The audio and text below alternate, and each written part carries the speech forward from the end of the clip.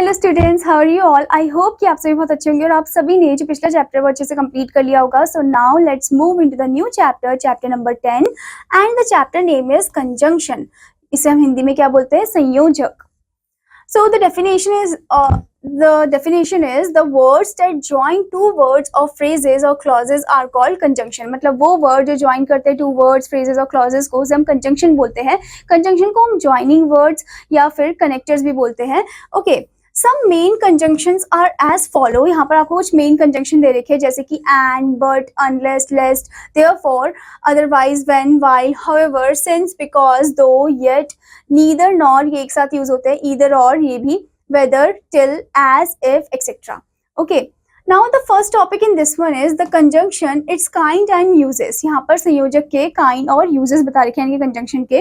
Okay, so there are mainly two kinds of conjunction, mainly two kind of conjunction होते हैं। First one है आपका coordinating conjunction, जिसे हम हिंदी में समान पद्य संयोजक बोलते हैं। नेक्स्ट वन है हमारा सबऑर्डिनेटिंग कंजंक्शन, जिसे हम हिंदी में आश्रित संयोजक बोलते हैं। Okay, first is coordinating conjunction. तो चलिए इसके बारे में जानते हैं, जिसको हम हिंदी में क्या बोलते हैं? समान पद्य संयोजक। These conjunctions join words, phrases और क्लॉजेस ऑफ इक्वल इंपॉर्टेंस। ये जो कंजंक्शन है ये वर्ड्स, फ्रेजेस, क्लॉजेस को जोड़ता है जो कि इक्वल इंपॉर्टेंस के है। ओके, जैसे कि आप एग्जाम्पल 1 में देख सकते हो, my uncle is poor but he is honest. Okay, तो ये इक्वल इंपॉर्टेंस के फॉर्म में है और एक तरह से कॉन्ट्रास्ट भी बता रहा है। बट वर्ड तो आपको पता है ये कॉन्ट्रास्ट बताता है। Okay, next one, Kavita and Mohan are sibling. And दो वर्ड्स को जोड़ता है। Okay, now the next one is subordinating conjunction, जिसे हम हिंदी में आश्रित संयोजक बोलते हैं।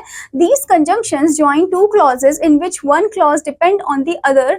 The meaning of dependent clause is not clear without the other clause. तो ये जो कंजंक्शन है ये दो क्लॉजेस को एक साथ जोड़ता है। एक डिपेंडेंट क्लॉज है, एक इंडिपेंडेंट क्लॉज है। ठीक है, तो इसमें ये बताया गया जो डिपेंडेंट क्लॉज है अगर उसको अकेले हम यूज करें तो उसका कोई मीनिंग ही नहीं बनेगा, कोई सेंस नहीं बनेगा। तो उसको हमें इंडिपेंडेंट के साथ यूज करना ही पड़ता है, मतलब ज्वाइन करना ही होता है। जैसे कि आप यहाँ पर देख सकते हो, first example, we knew that he could not win the prize। okay, he could not win the prize, इसका तो मीनिंग पता चल रहा है हमें इस क्लॉज का, पर we knew से हमें कोई मीनिंग नहीं पता चलेगा, अधूरा रह जाएगा। तो इसलिए इन दोनों को आपस में हमने जोड़ दिया that वर्ड से, that कंजंक्शन से। Next one, we shall attend his marriage if he invites us। okay, तो आप यहाँ पर भी देख सकते हो कि ये दो क्लॉजेस को कौन से वर्ड ने जोड़ा है? इफ ने जोड़ा है। इफ आपका क्या है हो गया? कंजंक्शन हो गया। Okay, Now the next topic in this one is kinds of coordinating conjunction। अब हम coordinating conjunction के kinds के बारे में जानेंगे। Coordinating conjunctions are of 4 kinds। ये 4 kinds के होते हैं। जैसे कि इसमें first kind आपको बताया है cumulative conjunctions, जिसे हम हिंदी में संयुक्त संयोजक बोलते हैं। This conjunction join two words, phrases or clauses of same importance। First one है स्टूडेंट क्यूमुलेटिव कंजंक्शंस, यानी कि इसे हिंदी में हम क्या बोलते हैं? संयुक्त संयोजक बोलते हैं। This conjunction join two words, phrases और क्लॉजेस ऑफ सेम इंपॉर्टेंस। मतलब ये जो कंजंक्शन है ये दो वर्ड्स, क्लॉजेस, फ्रेजेस को जॉइन करता है जो कि सेम इंपॉर्टेंस के हैं। Okay, now here you can see the example, he was not only intelligent but also brave. आप यहाँ पर देख सकते हो दो है ये कंजंक्शन, ठीक है, नॉट ओनली बट आल्सो, इनको एक साथ हम यूज कर रहे हैं। ओके, ताकि ये जो फ्रेजेस, ये जो क्लॉजेस हैं इनको अच्छे से ज्वाइन कर सके।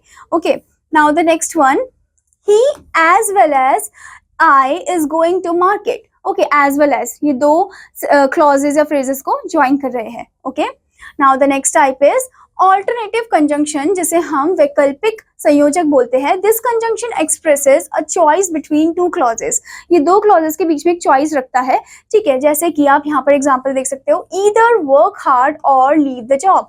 या तो हार्ड वर्क करो या फिर जॉब को छोड़ दो। ओके, तो आप देख सकते हो ईदर और का एक साथ ही यूज हो रहा है। Next one, my friend is neither a gambler nor a drunker.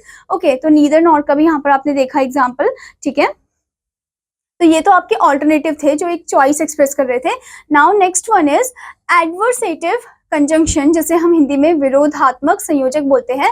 This conjunction expresses contrast between two clauses. ये दो क्लॉजेस के बीच में कॉन्ट्रास्ट बताता है, ऑपोजिट फॉर्म बताता है। जैसे कि नेहा वाज एंग्री। स्टूडेंट्स, ये एंग्री होगा, एन इधर आएगा और जी इधर आएगा। ओके, इट इज नॉट एग्नरी। Okay, Neha was angry, still she kept quiet. आप यहाँ पर देख सकते हो कॉन्ट्रास्ट बताया गया है, वो एंग्री तो है, गुस्से में तो है, पर तब भी वो चुप रही। ठीक है, next one, you work hard yet you fail. Okay, तुमने हार्ड वर्क तो किया पर तब भी तुम फेल हो गए। ओके, तो आप देख सकते हो स्टिल येट ये जो है कॉन्ट्रास्ट फॉर्म कर रहा है, ये एडवर्सेटिव कंजंक्शन है। Okay, now the next one is illative conjunction, जिसे हम हिंदी में परिमाण सूचक संयोजक बोलते हैं। This conjunction expresses that a clause is the result of another. मतलब ये कंजंक्शन एक्सप्रेस करता है कि जो क्लॉज है वो रिजल्ट है दूसरे क्लॉज का। ओके, जैसे कि आप इस एग्जाम्पल में देख सकते हो, he was beaten for he failed. क्यों से मारा जा रहा है? क्योंकि वो फेल हो गया था। ठीक है, next one, you should help him for he is very weak. क्यों उसकी हेल्प करनी चाहिए? क्योंकि वो बहुत ज्यादा कमजोर है।